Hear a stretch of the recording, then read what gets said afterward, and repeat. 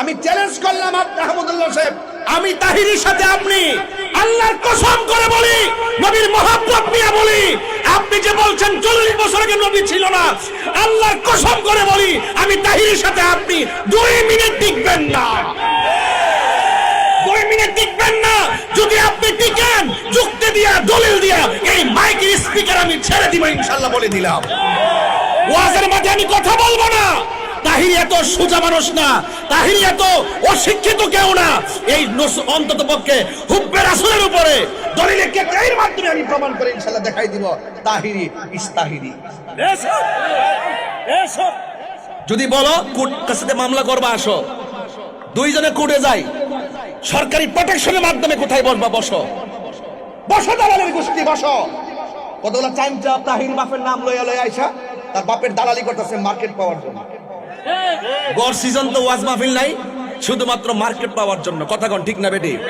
ইউটিউবে ধান্দা করার জন্য। আমার জিকির কাটেন, আমার নামে সঙ্গীত বের করছে আমি মাজার পূজারি, সঙ্গীত বের করছে আমি বলে মাজার পূজারি। আমি কি মাজার পূজা করছি কোন সময়? মাজার কি পূজার জায়গা না জিয়ারতের জায়গা? জিয়ারত করা সুন্নত রাসূল, রাসূলের অনুমতি। এই জিয়ারতকে যারা পূজার সঙ্গে তুলনা করে তারা তো মুসলমানই না। তখন ঠিক না ঠিক? তো তোমরা মনে করছো এডিটিং করে ভিডিও করে সাইবার তোমরা খুব শক্তিশালী না? কোন সাইট কিন্তু আমরা জানা কম নাই, খুব শক্তিশালী নাকি? এই সুন্নি তরুণ যোদ্ধারা যখন জেগে যাবে, নবী বিদ্বেষীরা মাঠেও জায়গা পাবে না এবং অনলাইনেও জায়গা পাবে না। কথা কন ঠিক না বেঠে? সবাই এক থাকবেন। অতি শীঘ্রই যখন নবী বিদ্বেষীদের বিরুদ্ধে ডাক দেওয়া হবে, আপনাদের কি মাঠে পাওয়া যাবে? অনেকে আবার বলে হুজুররা লাগছেন কেন?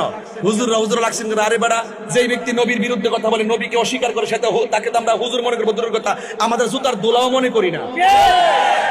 এরা ভাইরাস, এরা এন্ট্রি ভাইরাস। এই ভাইরাসরা এরা মাঝে মাঝে তাহিরি বাফের বিরুদ্ধে ভিডিও বানায় ভাইরাল হতে এসে শেষ পর্যন্ত ভাইরাস হয়ে পতিত হয়। কথা কোন ঠিক না বেটি? এই ভাইরাসদের সাথে আর এই সমস্ত নবী বিদ্বেষীদের সাথে আমাদের কোনো সম্পর্ক নাই। আমি মাননীয় প্রধানমন্ত্রীকে বলবো, আমি জানি আপনি অনেক বিচক্ষণ, আমি জানি আপনি রাষ্ট্রের উন্নতির খবর যেমন রাখেন, ধর্মের জায়গাটার খবর আপনি রাখেন। কারণ আপনার বাবা জাতির জনক বঙ্গবন্ধু শেখ মুজিবুর রহমান, তিনি কিন্তু ইসলামী ফাউন্ডেশন প্রতিষ্ঠা করেছেন, মাদ্রাসা বোর্ড প্রতিষ্ঠা করেছেন, এবং তিনি ধর্মের জন্য তিনি কিন্তু নিবেদিত প্রাণ ছিলেন। তিনি কিন্তু একমাত্র ব্যক্তি যিনি বলেছিলেন এই দেশকে মুক্ত করে ছাড়বো ইনশাআল্লাহ। তিনি অবিচল আস্থা তার ভিতরে ছিল। আপনি জানেন আমি কি ব্যাপারে কথা বলতেছি। আপনার কানে যদি যায়, আপনি তলব করে দেখবেন, আমরা স্বাধীনতার সপক্ষের মানুষ, মুক্তিযুদ্ধের চেতনার মানুষ, আর ওরা দেখবেন স্বাধীনতার বিরোধী যারা রয়েছে তাদের সঙ্গে তাদের গোপন সম্পর্ক রয়েছে। কথা কোন ঠিক না বেটে?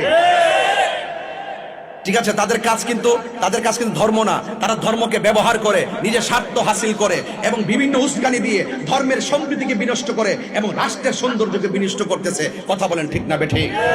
এই জন্য আপনাকেও বলবো, এই সমস্ত বক্তাদেরকে আপনি থামান, এদেরকে ডাকেন, এদেরকে আইনিভাবে ডাকেন।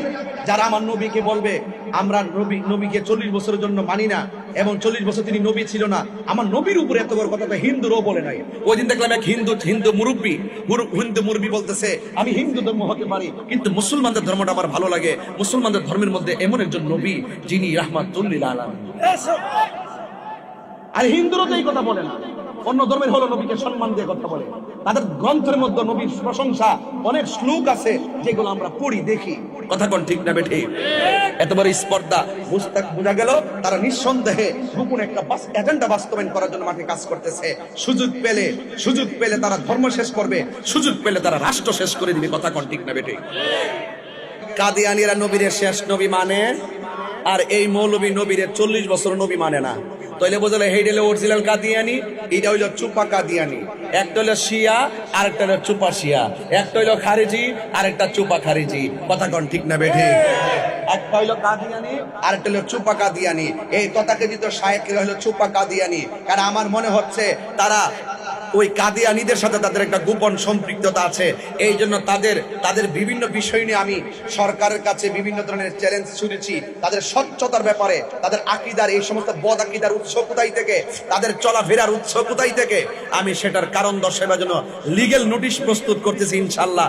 অতি শীঘ্রই এই সমস্ত জাহেলে মুরাক্কাব নায়েবে শয়তানদের বিরুদ্ধে আমাদের ইমানি হুঙ্কার দিতে হবে। কথা বলেন ঠিক না বেঠিক? শুধুমাত্র এক তাহিরি না হুঙ্কার দিছে, এক তাহিরি কথা বলছিল শুধুমাত্র, সারা দেশ আওয়াজ হয়ে গেছে।